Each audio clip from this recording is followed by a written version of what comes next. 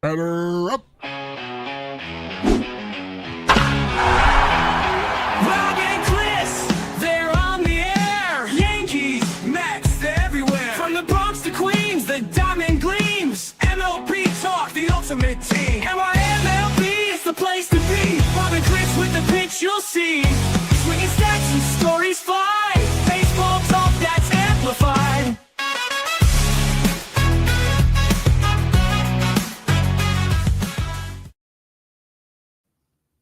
And welcome to a new episode of NY Talk with your host Rob and Chris as we cover the Mets, Yankees, and all of Major League Baseball. And if you're on YouTube right now, hit that sub button. We'd really appreciate it. And also, if you want to follow us on TikTok, on Twitter, hit us up at NY Talk. Rob is at R Maraska, myself at CP7NY. So, Rob, what is going on? Chris, not a bad weekend for the Mets and the Yankees. The Yankees got rained out on Saturday, so they only split with the Red Sox. The Mets took 2 out of 3 in San Diego. They could have swept that series. Saturday night, they blew it. But at least things are looking a little better for the Mets. The kids are looking good, which we will get into. And, you know, it's a lot better than it was. So slowly but surely it's getting there. We'll see what happens, but let's start with the Yankees. The Yankees just split the series with Boston, and like I said, there was a rain out Saturday. Saturday, I didn't know it was going to rain like that Saturday. I thought it was just, maybe showers. That was some friggin' big storm on Saturday night. Yeah, but I don't think it lasted, at least by me, it didn't last that long, maybe an hour. Hour and a half at the most, but I guess maybe in the Bronx it got a little bit worse. But it was. I was going to say, and it worked out good because they rescheduled it as a doubleheader at the end of August, so that'll play into hopefully Judge will be back by then. So that's one less game Judge is going to miss, I guess. That's the way to look at it. Let's get into. We were on Friday night when the Yankees lost to Boston. What about last night? What are your thoughts about the game and Schlittler and everything that went on? Well, right now, Cam Schlittler, I mean, he bounced back after his previous start where he wasn't his best, probably had his worst start, but this week, back to normal, pitching great against Boston, his third start now against them, and he's been lights out against them. But one thing we're kind of looking at with the Cleveland series and even with the Yankee series in these games without Judge, it's showing you that if we don't get really good starting pitching, performances, I should say, it's going to be really tough to win games because they're just not scoring a lot of runs without Judge in the lineup, right? And we've seen it this past game. It was 1-1 going into the 8th, and then with 2 outs, they ended up getting 5 runs. And they end up winning 6-1. But the previous game, they lost 5-3 against Boston on Friday. And then in the Cleveland series, they weren't scoring runs. And I think that's going to be their biggest problem. Yeah, if these other guys step it up. If Jazz hit a big 3-run home run in yesterday's game against Boston, yeah, that's great. But we just haven't seen that enough. And hopefully he's starting to turn it around. He's wearing Stanton's pants. He's using Judge's bat now. So whatever it takes, if that works for him, all for it, man. I'm all for it. Let's see, let's keep doing that. And the good news is, at least on the injury front, Jasson Dominguez probably coming back later on this week, probably Friday, Saturday, and Stanton is doing more baseball activities. He's running more and he's doing live batting. Against live pitching, I should say. So Chris, we'll see him in a couple of weeks. Chris, can he open a bag of potato chips? I don't know. I still don't think he could do that. I think he's still working on that. That's still part of the rehab program, opening a bag of chips. So. But hey, listen, you just need him for the postseason. So you guys are all right. As long as he's healthy. We need him earlier, though, unfortunately, now because of, everything that's gone down and losing Judge. I mean, that's a big one to lose Judge. But now we find out we lost Austin Wells for a little while because of what he's coming down with. What was it called again? Injured list with cervical headaches. Yeah, It cervical doesn't headache. sound good.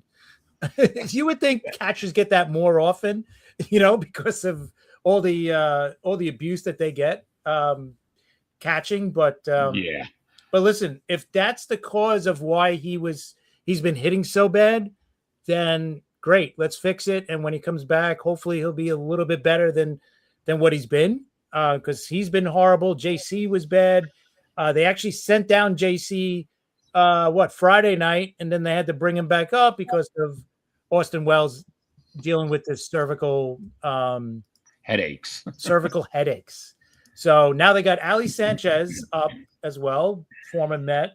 Yes. Not exactly gonna listen. I'm not expecting anything from this guy. So, but thankfully we don't get much from our catching position, so he doesn't have to do much because that's what we get. We get not much from our catching position offensively. So that's really about it. I think it's good news. I think this week is big looking at the Yankees because they got Cleveland for 3 games in Cleveland. Then they go to Toronto. And last year, Toronto owned us. We all know that, especially in Toronto. We were 1-6 during the regular season, and then obviously 0-2 in that playoff series that we ended up losing 3-1. So I think the Yankees got to make a statement this week. I know it's going to be tough without Judge, but you know what? The Blue Jays got tons of injuries too. So you know what? They got to make a statement this week and say that they're over whatever happened last year with Toronto when they couldn't beat them. They have to be over it now, and they have to make a statement this week against them. Yes, and good afternoon, Maria. Thanks for joining in. Yeah, the Yankees will be fine. No matter what, the Yankees, most of the time the Yankees find a way to make it to the postseason. What do you think? Do you think Rice steps up? What do you think Rice? How is he going to handle not having Judge in the lineup for a couple of months? Well, to me, it's going to be interesting, right? Because he's not going to. He's going to get pitched differently now because now they don't have Judge sitting behind him in the lineup or in front of him. So they're definitely going to pitch to Rice differently. It's curious to see because he usually has a pretty good eye at the plate. So let's see if he tries to force the issue and thinks, oh, I gotta do so much better now because I got to make up for Judge. And hopefully he just stays within himself, doesn't change anything. Don't swing at anything crazy that's out of the strike zone just to try to make something happen.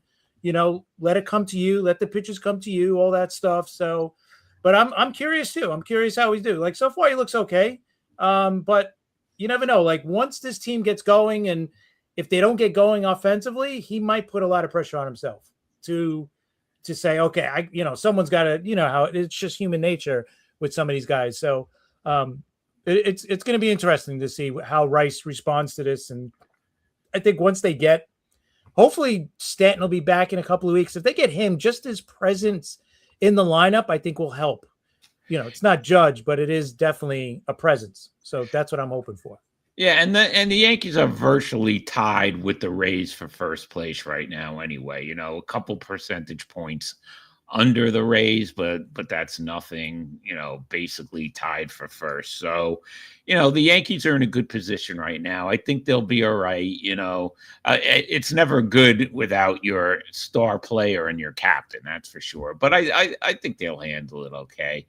I think so too. And thankfully, they're in the American League, and right now the American League is a mess, right? When you look at it, I mean, even the Angels, they're the worst team in the league. They're only 7.5 games out of a wild card spot. So it's really wide open in this league right now. So I didn't think, as long as the Yankees just, not totally fall apart, in the time that Judge is not here, I think they'll be fine until Judge returns. Just play, a little bit better than 500 would be great. So I think they'll be fine too. And then when Judge comes back, it's it's go time at that point, whenever that is. Yeah, really, the American League. Who thought that it was going to look like this? What a mess. Who thought the Red Sox were going to be this bad too? I mean, really, the Red Sox. They're bad. There's only think about it. There's only 5 teams right now that are above 500. That's crazy. There's Tampa, the Yankees, Cleveland, the White Sox. Who's seen them? And Seattle. They're the only teams that are above 500. Everybody else is below 500. Yeah, it's crazy. Hey, Armand, there he is, King Armand. How's everything going? And getting to the Mets, like I said, they had a good weekend in San Diego. Should have swept that series, but I'll take 2 out of 3. Like we've been saying, the Mets have to make it to 500 first, and they just have to win series. So hopefully it's starting now. They hit San Diego at a good time. You know, San Diego hasn't been playing their best baseball. Carson Benge yesterday had what a game for a rookie. He had 5 hits, his 7th home run. He had a triple and 3 singles. He's the 4th Mets rookie to do this. The others were, well, the last one was Pete Alonso, of course, in 2019. Alex Ochoa did it in 1996. And John Milner, the Hammer, did it in 1972. Okay. He was, because the way he swung at the pitch was like a hammer. That he was great. And it was part of that what? All right, we're seeing this. He's showing the MLB ranks, Armand. Thank you for these stats. These are great. Since May 1st, you know, he's up there. He's among the leaders now offensively. Do you think Benge is going to be this guy going forward? Do you think he's going to hit you think he's going to hit any roadblocks here? Or do you think this is what we're going to see from Benge? Not 5 for 5 every night, but are you going to see a consistent guy now going forward? I think so. I think he got over that hump. You know, the first couple of months, I think you are going to see that, because not only has his offense been good, his defense too. Those kids out there, their defense has been really good. Ewing, I'm telling you, they're making catches where you're like, wow. The way this happened, it wasn't supposed to happen this quick. I mean, Benge made the team out of spring training, yes, but Ewing wasn't supposed to be here. But because of injuries, we're getting to see. And Armand says Benge for Rookie of the Year. Listen, if he keeps why not? going, You never know. Oh, and Stuart, how you doing? Stuart, last week, if you didn't see our episode from last Monday with Stuart Hack, it was excellent. Stuart was great. Where do we see Lindor hitting in the lineup when he gets back? I would think leadoff again, right? Yeah, that's what I think, Stuart. I really think he'll be batting leadoff, and hopefully that adds a spark. Let's hope things are starting to get there now with guys returning. Polanco, forget about him. All right, that was a waste. He's re-injured his injury again. That was just a bad move. You can't, with him and Robert Jr. also, you can't go into the season with these guys who always get injured, and you're living on a prayer, right, Chris? You cannot. You just can't do that. And to be honest, I think, listen, the Robert injury to me was like a blessing in disguise, right? Because now you got Ewing up. You know, Benge obviously made the team out of spring training, but now you got Ewing up too. I think you guys are doing better with these guys outside. You know, Robert was he's no definite of what you were going to get out of him, even if he was healthy, because he's been so, inconsistent over his career. Yeah, he had that one great year about 2 years ago, but other than that, he's been really inconsistent. So I think this is a blessing in disguise. Yeah, I think so. And you know what? Maybe Armand's right now that I'm thinking about it, and Stuart said something. Maybe Lindor bats second. You don't touch the kid. You leave Benge at leadoff. Yeah. So where do you hit Benge exactly? Yeah, flip flop them. Yeah, I think second. Yeah, I think that's Benge, Lindor, Soto. I think you are right, Armand. Now that I think about it, that's definite. Stuart, we had a great time, and you definitely have to come back on after the All-Star break at some point. Now with Soto though, has Soto been batting second, or has he been batting third mostly for you guys? So Soto was batting second. See, he might want to stay there, because I know At least when he was with the Yankees, that was like his thing. No, I'm sorry. Bo was batting second. Okay. Bo was batting second. I'm sorry. Yeah, so let Bo. Benge, Bo. Yeah, Benge? What about Benge, Bo? Yeah, Soto's been batting third. I know, Armand. So what about Benge, Bo, Soto? Yeah. As your top three? Yeah, and Lindor. Let Bo. Yeah, but listen, he's going to be able to experiment, right? But I think you leave Soto third also. Yeah. Bo Bichette, he's got to start. He's really got to start coming out. He's been good though the last week or so. Yeah, right? But he's starting. But every time that happens, Chris, he goes backwards. Yeah. So we have to see. But yeah, but Bichette has been batting second. So what else did I want to say? I lost my thought for a second. Oh, okay. Here's what I want to say. Benge says that the clubhouse has been great. So what happens? We heard how bad the clubhouse has been. Now Benge is saying the clubhouse is great. And it looks like everything's changed a bit. Does that continue when Lindor comes back? I guess you'll find out, right? That it's going to be interesting. Now you'll find out if there was, or if he was the problem or not. Because when he comes back, if it becomes a problem when he's there, then he's the problem. Because since he's been out, have you heard any bad news outside of if they were playing bad, they were playing bad. It wasn't like, oh, the clubhouse is a mess or there's an issue or whatever. You don't hear anything about that now. So I think you'll know right away.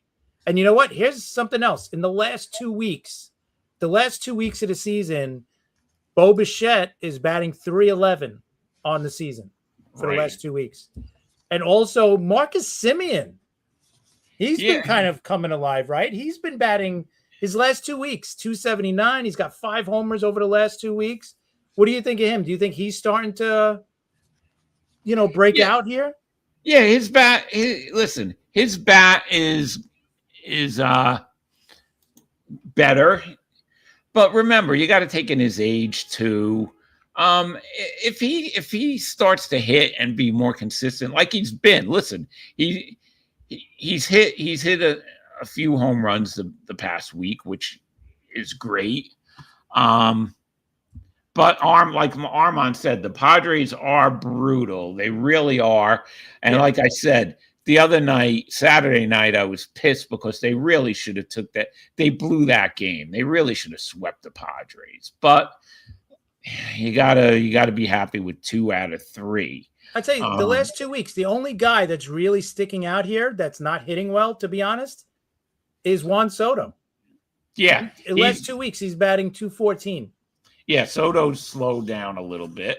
But he'll pick it up. Like he's the one guy you never got to worry about is Juan Soto. The one thing that came up yesterday or the day before, what were your thoughts on, Juan Soto not running it out at first base? I know. He cost the Mets a run.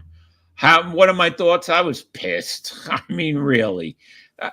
Listen, if I'm getting paid what he's getting paid, I'm going to run everything out. I don't care. Like I said, it cost the Mets a run. Not good. Not a good look. And, that's when people start to say, well, that's Soto being Soto. And then you're giving people a chance to say stuff about you. Just run the damn thing out. That was brutal. And you know what?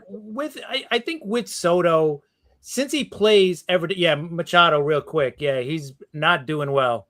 Definitely not. But I think with Soto, listen, this is a guy that plays every single day, right? This guy plays every day. He was hurt earlier. But outside of being hurt, this guy, he wants to play every day, and he plays every day. There's not many guys that do that in the league anymore, that play every single day. And he's one of them. And I bring it back to, I remember years ago with Cano, with us, Robbie Cano. Right. You guys had Cano at a much older age, excuse me. So you know what I'm talking about. Yeah, that guy he never ran anything out. He used to get booed for it, everything. And then I remember when they asked Joe Girardi about it, he goes, that's a guy that shows up every day and plays. He goes, you know what? I'd rather have him healthy than running out every single ground out and all Yeah. that. Yeah, I want to see the guy running it out in late September games and playoff games. Yeah, in those games, sure, I want him running it out. But, we're talking a June game against the Padres that you ended up winning anyway, so it didn't matter. It didn't. Yeah, it didn't matter. Pick But your he did spots now is what I'm saying. But he did cost him a run.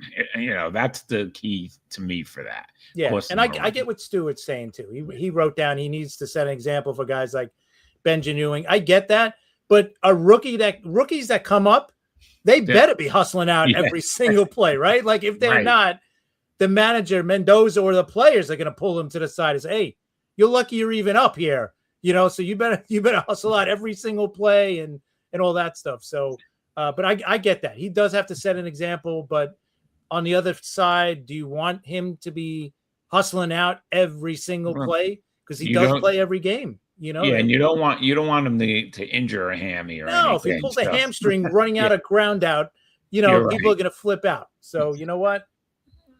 I get it. Now, Chris doesn't hit many ground outs, right? Look at that. Here's some good news for the Mets. Okay, Luke Weaver has 14 consecutive appearances without allowing an earned run. That's 16 innings. This started April 30th. So now we love Luke Weaver.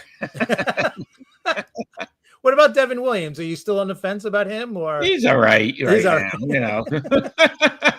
If he blows any games, he'll be back in the rest of June and July. He'll be back. But listen, right now, after this series, and yes, Armand's right, and watching them because, of course, I watched all 3 games and I saw every inning. And man, the Padres are brutal. I don't even know how they got a lucky home run in the second game, or else, by a guy who never hits home runs. So if that doesn't happen, the Mets would have swept that series. So here's the deal.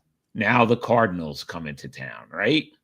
Let's see what happens when the Mets play the Cardinals, because the Cardinals are a surprise to everybody this year so far, Chris. Yep.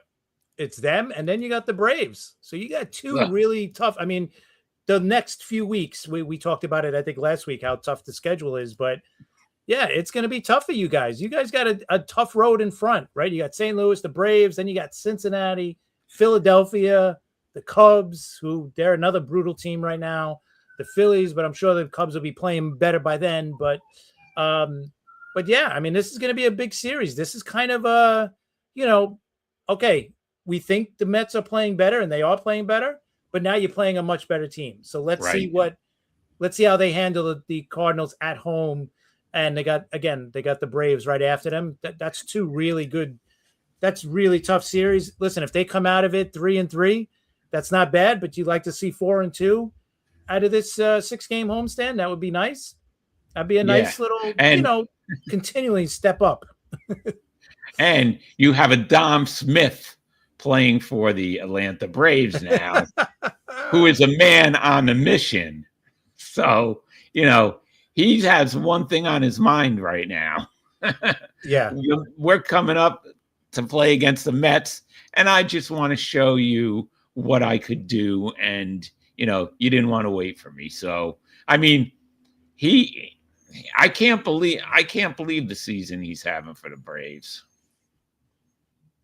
He's batting .302, 6 home runs and 28 RBIs. Hey, listen. That's pretty good. OPS 817. That's pretty good for a guy who they probably picked up for nothing right, during spring training. And remember, he played for the Yankees too. Yeah, we had him for a short time, It's just sometimes it just clicks. I don't know why, whether it's coaching, whether it's location, sometimes it just clicks for certain guys. And he's a great example of it because it's clicking for him pretty good right now. And, someplace that it wasn't clicking yesterday was the Atlantic. That was crazy. I'm watching the Met game, and all of a sudden on my phone comes the final score, right? That the Mets won. What was it? The Mets won 10-4 in 8 innings. And I was still watching the game. And then when you clicked on that message, it took you to their site, and it said that the Mets were leading 1-0. I was talking to Chris about this yesterday. Chris, yeah, I love the Atlantic. Yeah, I love the Atlantic. Chris gifted me a subscription, which I really appreciate it, and I love the updates and stuff. But I had to crack up. I'm watching the game, and it said final Mets 10, Padres 4. So obviously, somebody messed up. I don't know. Wait, did Joe Dell get a job for them? Possibly. Just kidding, cuz. Anyway, let's see. What does Stewart say? Correct me if I'm wrong, but back in 2019, wasn't Dom? Yeah, I think so. And yeah, he was. And you know what? Looking at his numbers, if you want to go back in 2019, he batted .316 for the Mets. 10 home runs, 42 RBIs. No, I'm sorry. He batted .282 in 2019 with 11 home runs, 25 RBIs.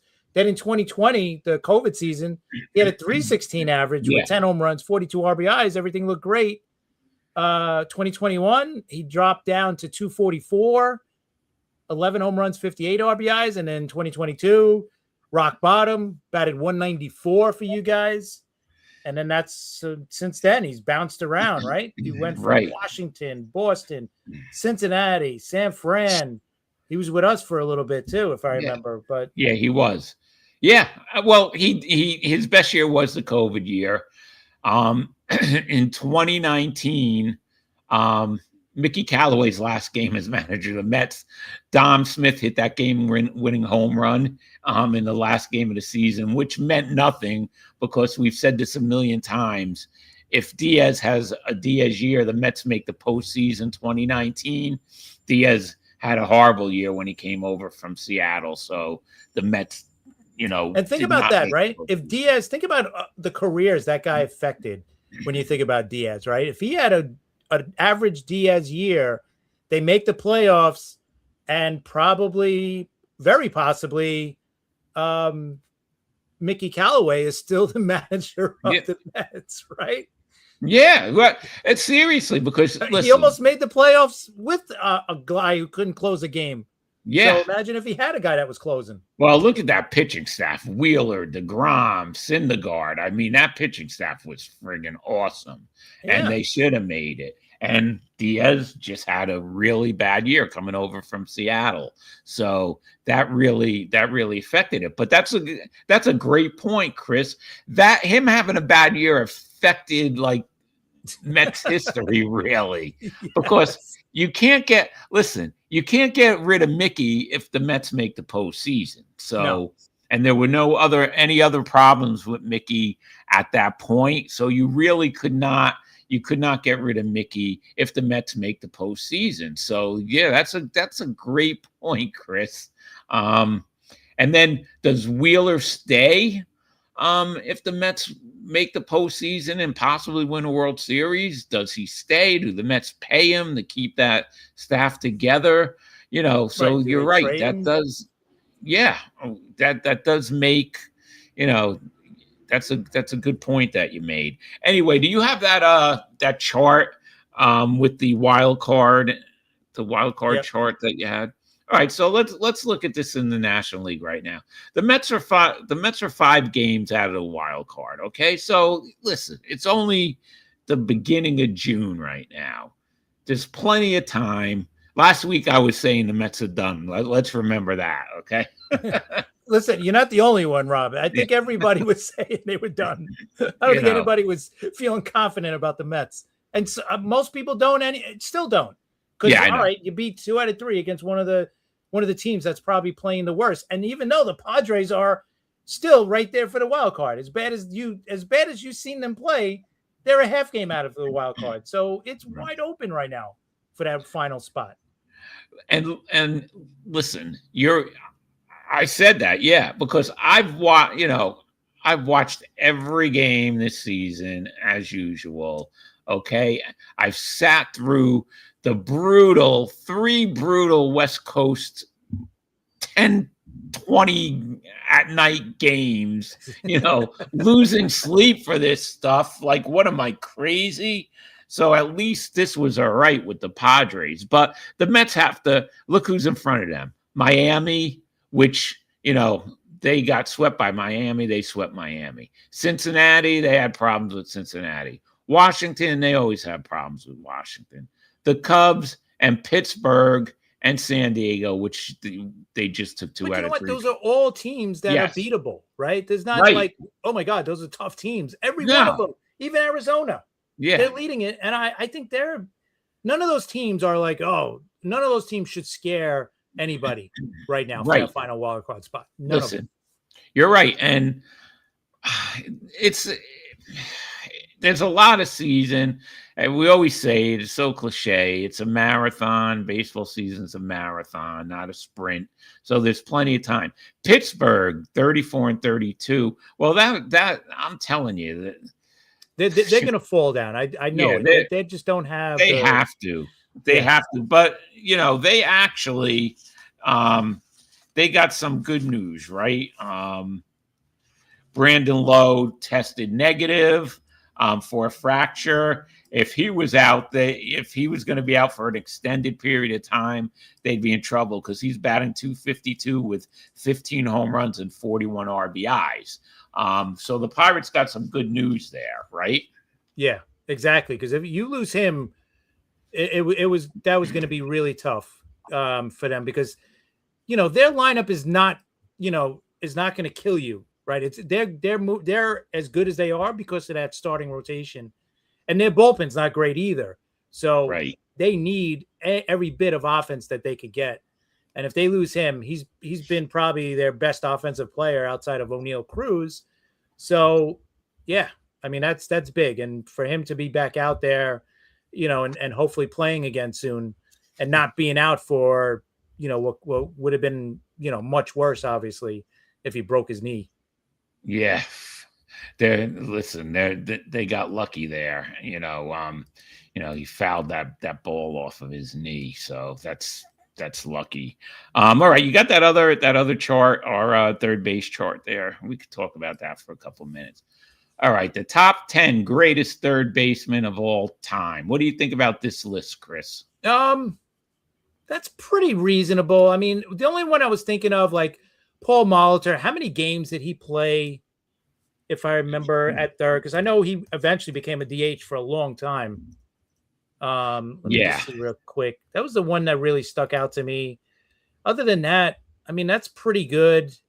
I know in another list we were talking about, we seen A-Rod's name pop up, but he's split almost right down the right.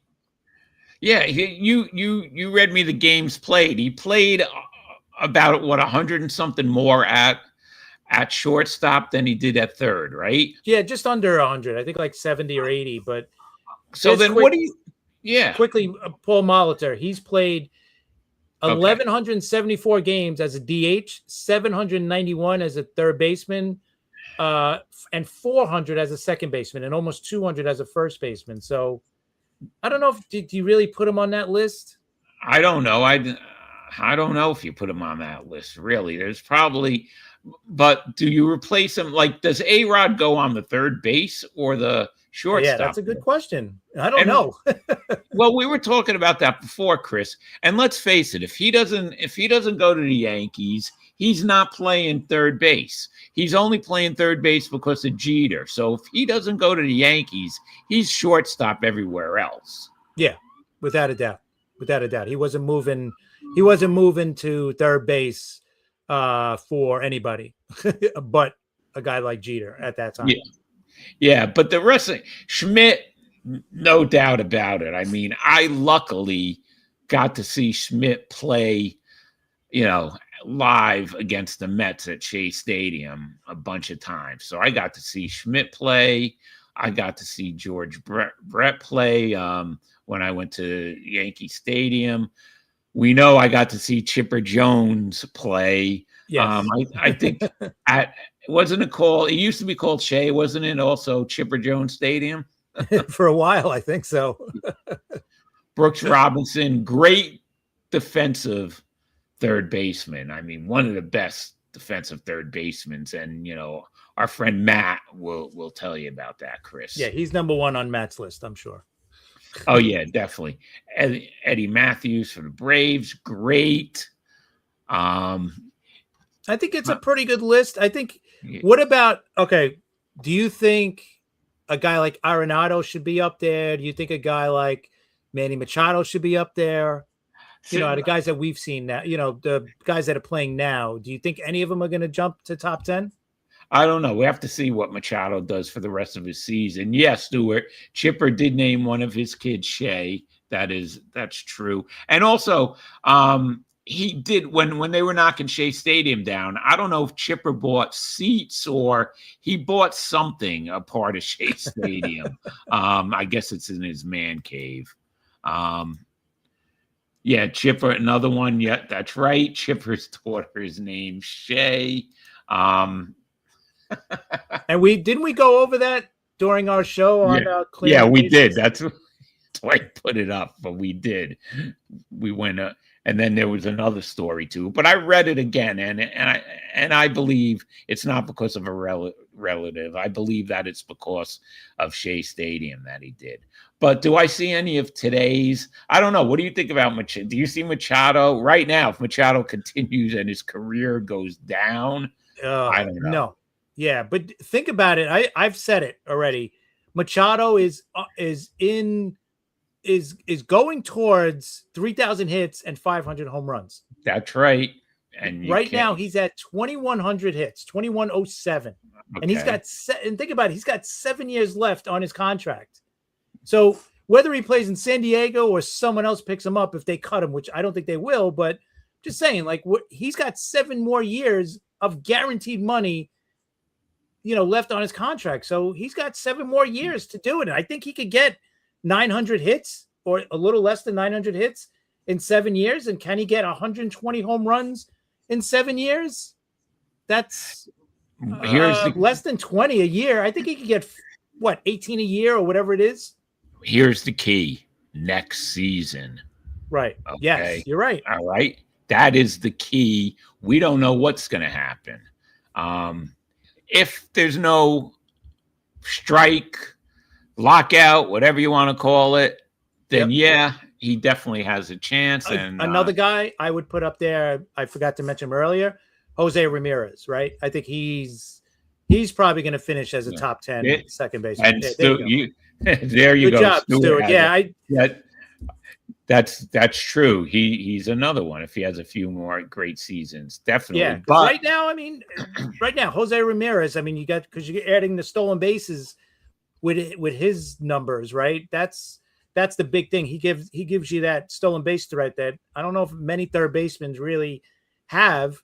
But he's at 295, so you know he's going to get 300 this year. He's got 1,700 hits, so you know he's going to go over 2,000 hits for his career. He's already got over 300 stolen bases, you know, career 278 batting average. So I think he's got a shot, you know, definitely to finish as a top 10 second baseman for sure. Yeah, I agree with you 100%. But also this next year is but it's good that you brought that up, Rob. Think about it now, right? Will all these conversations that we're having about, you know, if he plays one more year or if he does this one more year, do you think these veteran players are thinking about that?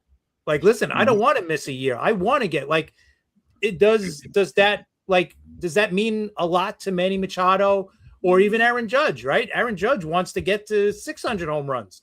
If he misses a year, you know, because of this, I mean, he's still going to have that extra year added on his contract, but you're going to be a year older. Like, he wants to play now. He doesn't care about when he's 40 years old.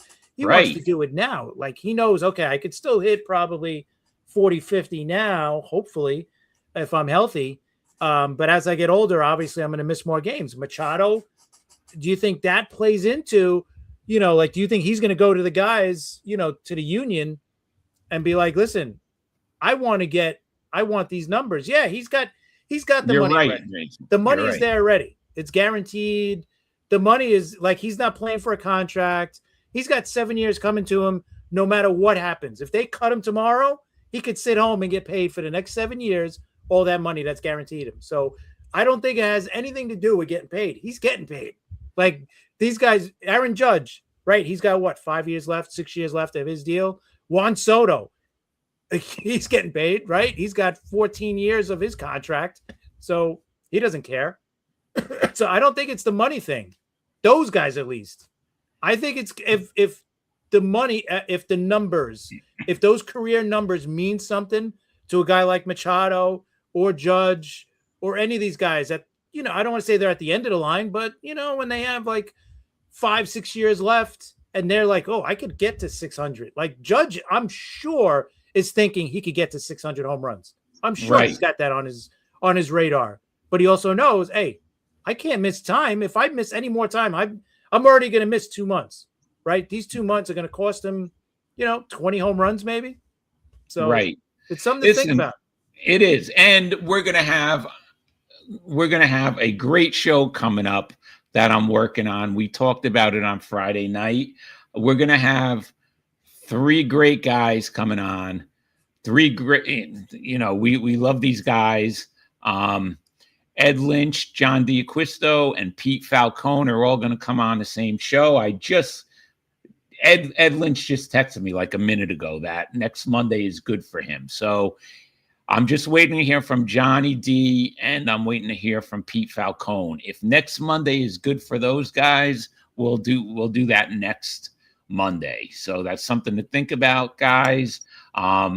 Get questions ready if you have any questions, because we're going to get their perspective on the possible work stoppage.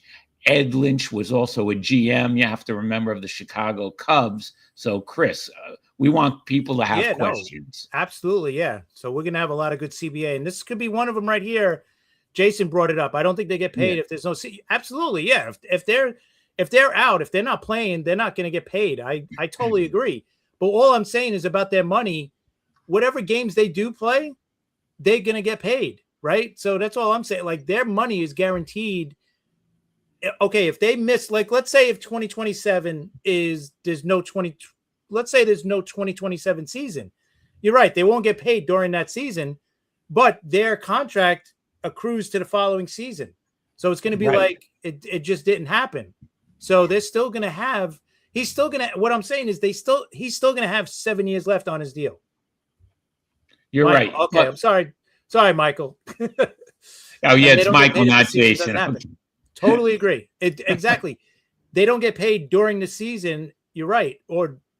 But their money accrues to the following season. So they're still going to get that money. It's just not going to be, you know what I mean? Like, Right. And Stuart, yes, Ed Lynch actually has been on the show twice before. So if you want to check out some of our past episodes, he does talk.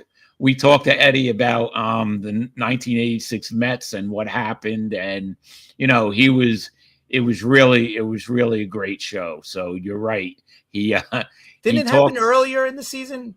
It happened. Yeah, he only pitched 1 game for the '86 Mets. Then he got injured, and then the Mets traded him to the Cubs. Which, like I said, Stuart, if you get a chance, go back on our YouTube and look for Eddie Lynch's appearances, and you could hear that, because he's been on twice before. He's really great. And once we hear from the other 2 guys, we'll have a definite date. Hopefully, it's a week from today.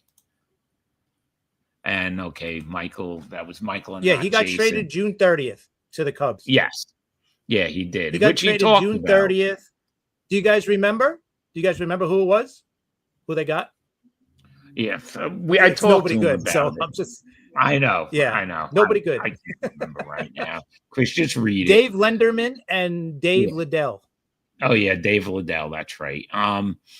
Yeah. I always, there's 2 people I always felt bad for.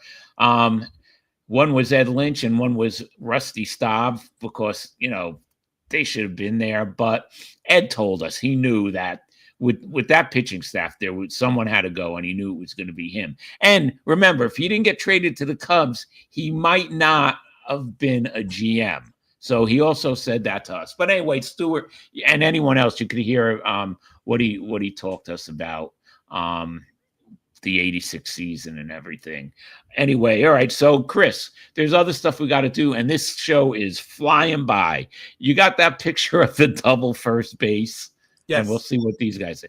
All right. So they were talking about and there's not a lot of injuries, right? Really. I mean, it happens I don't once think in so. a while.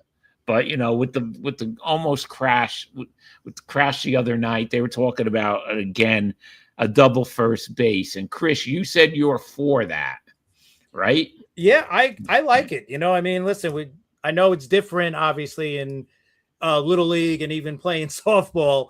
It was always there. And I think it does limit the accidents. I mean, you're still going to have injuries, right? But I think it limits the, those collisions at first base. If the base is there, you also got to remember there's also ones where a guy steps on, I use it in men's slow pitch, so I don't have a problem. Yeah, exactly. To me, it's out of the, it's on the other side. It's not in play, I don't know. For me, it doesn't affect the game is what I'm saying. It doesn't affect anything. All it's going to do is lessen an injury or two. It's different than, the slides at home that we can't, they can't slam into the catcher anymore, or they can't go in hard at second base, stuff like that. That I hate. Like that, I think things happen, and that's, to me, it's a part of the game. Like this is just, it's not going to affect the game whatsoever. Just limit a few accidents, few injuries, So if it limits a few injuries, yes. I've been getting crazy with these bases. They made them bigger and second. I don't know. I'm a traditionalist, and that does look weird, but you're right about the injuries, even though there's not a lot of injuries, but one is one too many, especially if it ruins a career. Dan says will it be hard for the umpires? Possible. Yeah, I guess. Listen, they're still doing it by ear rather than by sight, right? So they're hearing, the guy stepping on the plate, stepping on the base before the ball, is caught. So that it's more about hearing it, right, than seeing it. So I don't know if it's going to affect them that much, but it might. Somebody on TV was talking about that they should put a bell on that base, on the extra base, so that the umpire knows if you hear a bell when the guy touches it, like that's the noise you're going to hear. So that's how it'd be easier for him to hear him touching home plate. I don't know. I don't think it's going to happen, but I want to ask when the guys come on. I want to ask them, even though they were pitchers get affected when they have to take a play at first base. So I wonder how they feel about it too. Right.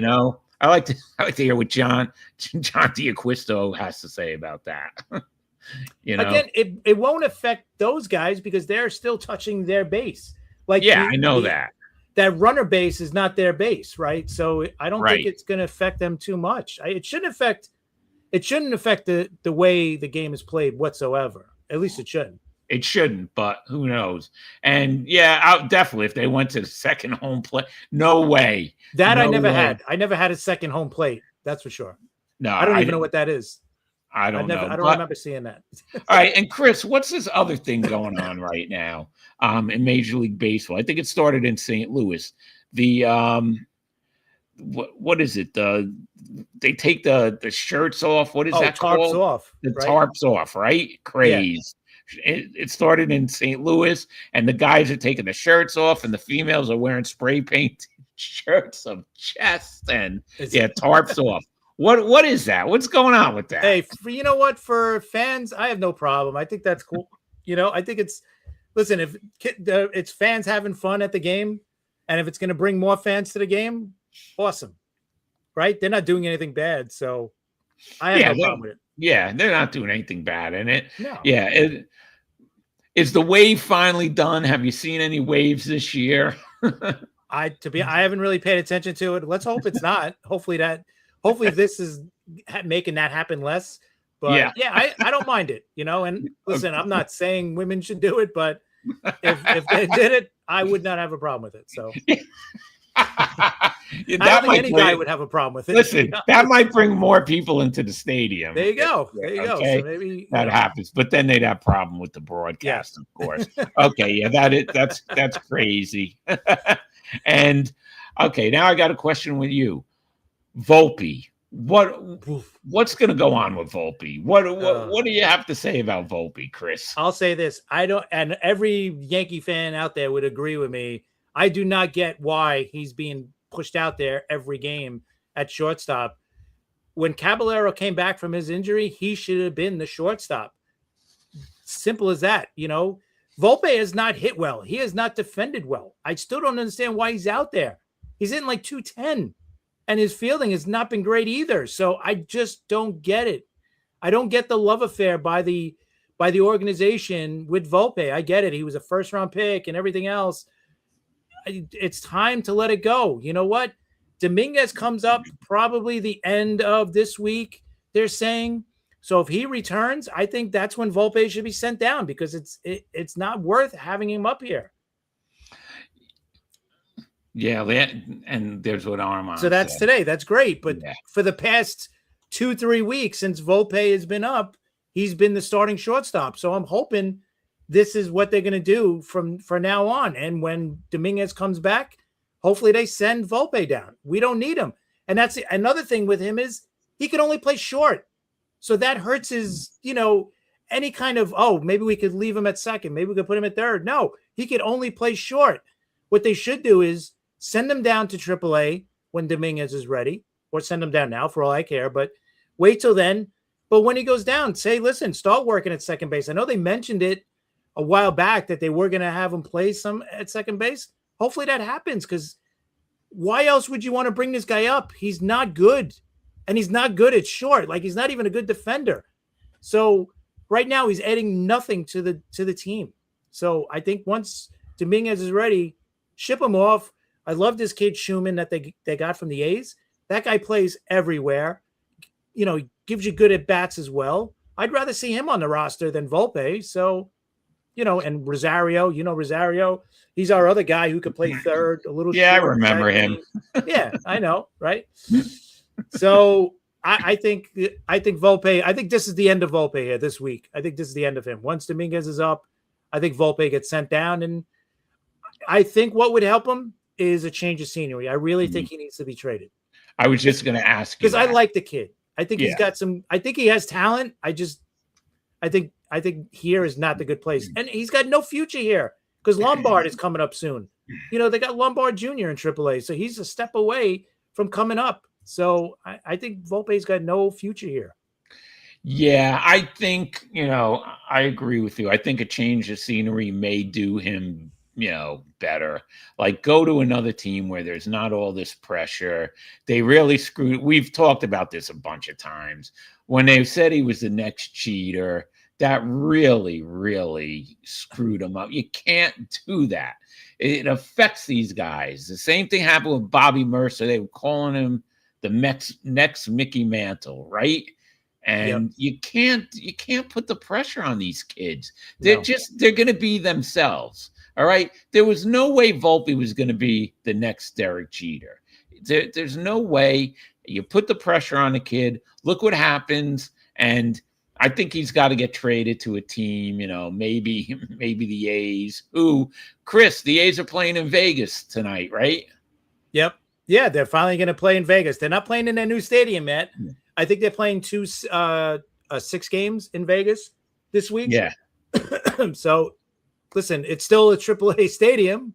It's still a minor league stadium like they play in, so they should be fine where they're playing. But at least they're playing in their new city. Where they'll be soon. They're in Vegas. What are the odds of them winning tonight? I don't know. I don't think baseball wants to know what those are. I don't think they want to know anything about odds. But no, it's good that they're going to play in Vegas. Listen, they got to get out of that. It's an embarrassment to baseball. I don't care what anybody says, to have any major league team playing in a minor league ballpark. It's so stupid. Last year there was 2 teams playing in minor league. ballparks, and luckily it didn't affect the postseason. Yes, six games at the minor league stadium in Vegas. You got that other picture of Nimmo and his grandfather. All right, that's pretty cool. Okay, so the Texas Rangers had Brandon Nimmo bobblehead night already. It took the Mets until 2024 to have a Nimmo bobblehead night, but the Texas Rangers did it in a couple of months, And listen, they're loving Nimmo in Texas. So last night, his grandfather threw the first pitch out to him, which is pretty cool, right? That's a great picture right there. Yeah, definitely. Yeah, I mean, listen, that's pretty cool that they were able to do that. And thank God the guy is still alive as well. 90 years old. God bless him. To be able to share a day like that with your grandfather, I think that's a pretty cool thing. And just for this is something you guys, we talk about the trade, right? The Nimmo for Simeon trade. Yeah. Right now, it doesn't look as lopsided as it did, a few weeks ago, right? Now, when you look at it, I'm going to bring it up here just to show you some stats. Simeon right now has 8 home runs and 25 RBIs. Nimmo has 7 home runs and 22 RBIs. Yeah, it's starting to turn around. Yeah. I mean, listen, I just think everyone, the way the Mets started, everything that happened in the offseason, most fans were disappointed. Listen, when you get rid of a major part of your team, and they are, especially when, two of them were homegrown kids that the fans loved and followed for their whole career. Diaz is a different story. And now Diaz, it looks like the Mets made a smart move with Diaz right now, with the injury, with the cockfighting, which all that crap. You know what? And you're having a decent Weaver now, and Williams is all right too. So maybe that's all right. But